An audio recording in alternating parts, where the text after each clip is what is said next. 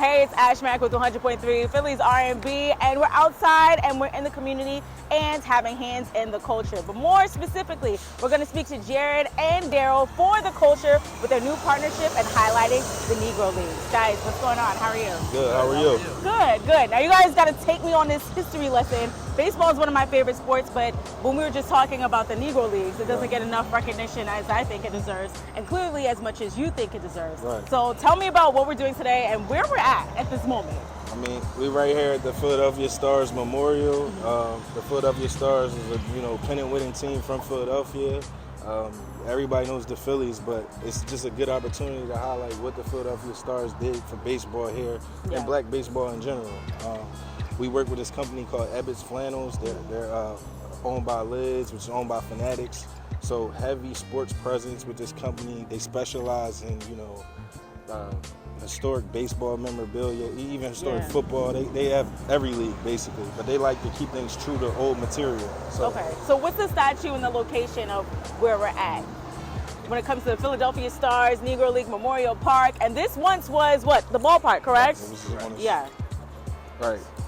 So come over here with you. We have a statue here, and this is just dedicated to Bill Cash, Mahon Duckett, Stanley Glenn, Harold Dahl, and Wilmer Harris. This was put here in April 15th in 2005. So what do you think the city has done or should be doing more since 2005 to highlight this? I mean, honestly, I don't think it can ever do enough. Yeah.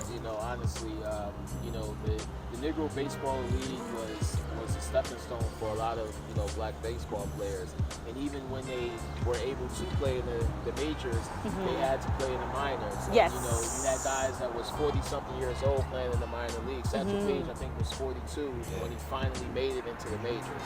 So I don't think it's enough. Yeah. I think it's a lot of history here, especially in not just in Philadelphia but in other cities. As far as the Negro League baseball teams. Yeah. Well, I will say the Philadelphia Phillies, if you go around to the back of this, the Phillies basically maintain this and pay for this. Okay. In conjunction with the city. So the Phillies definitely support this. They support what we're doing with this collaboration. Yeah. But again, like baseball, you can never highlight it enough, as Daryl said. But we really want to maintain and keep their legacy alive. Like as time goes on, sometimes you forget about the past, and we don't want to do that here. Facts. You got to make sure we're telling our history from us first. Right. Okay, so before we do anything else, tell us a little bit about the collaboration. We're going to see more about it, but how did this come together? I mean, honestly, it was, we actually pitched a couple of different ideas, and the Philadelphia Stars kind of just stuck with Lids and Ebbets. They thought that would be a good way to showcase our brand, but also pay homage to the Philadelphia Stars, and also, another extension for Ebbets Flannels and what they do. So it started about a year ago, and it came to light and was pretty much was finalized ago, I think late last year.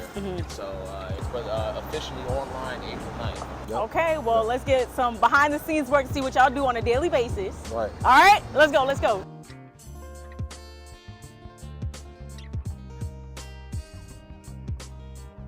It's a day in the life. Y'all just saw we walked to the Philadelphia Stars. Now we got an order for Disney that we gotta deliver today. Today was the deadline. We gotta make this happen. A lot of stress, a lot of pain to make this happen. So we gotta go get four hang tags from downtown and then go to our print shop and finish the order. So let's go.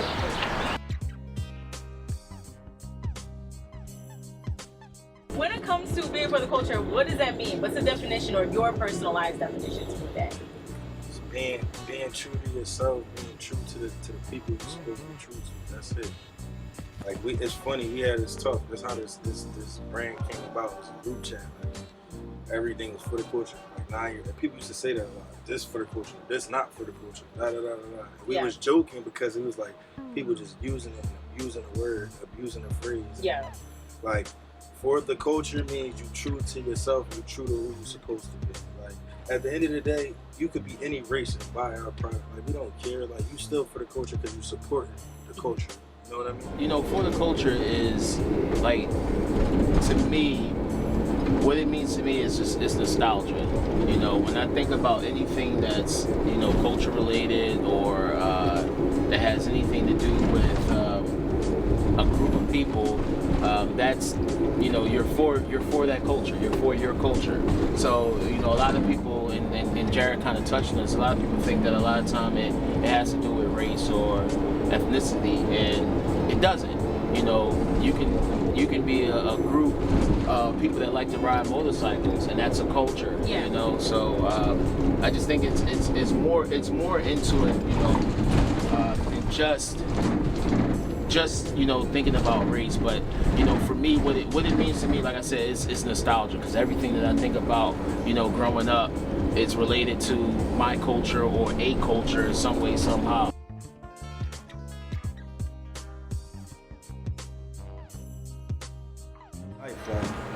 Whatever work you put in, like, that's what you get, you know what I mean? So you gotta work. It might take you 10 years before you get on.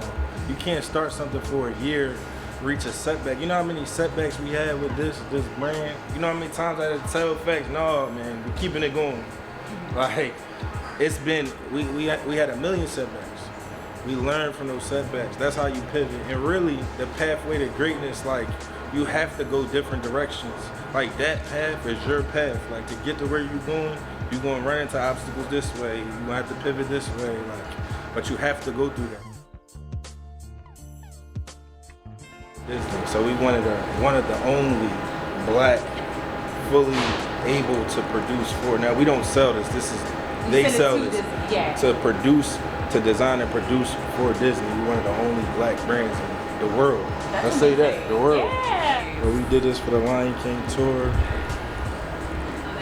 That's really all the nice. cities. So they sell this merchandise at cities, all those different dates.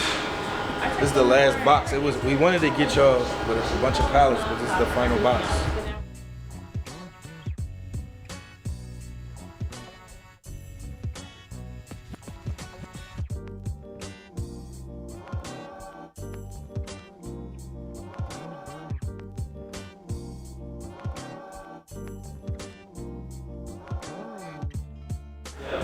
If you're a brand or if you're somebody out there that wants to get your point across in a different way, make shirts, like, make hats, come holler at us. Again, we'll take an idea and turn it into something that's popular.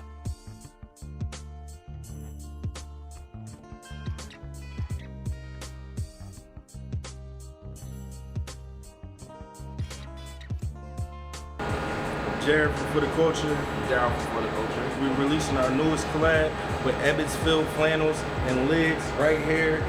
Philadelphia Stars. You see the front of his hoodie, the back says For the Culture. You want one of them hoodies? So it will be available online April 9th on ebbets.com, and you can go to forthecultureclothing.com to cop any other exclusive For the Culture clothing, streetwear. You can follow us on Instagram at For the Culture INC, For the Culture Inc. See us on LinkedIn.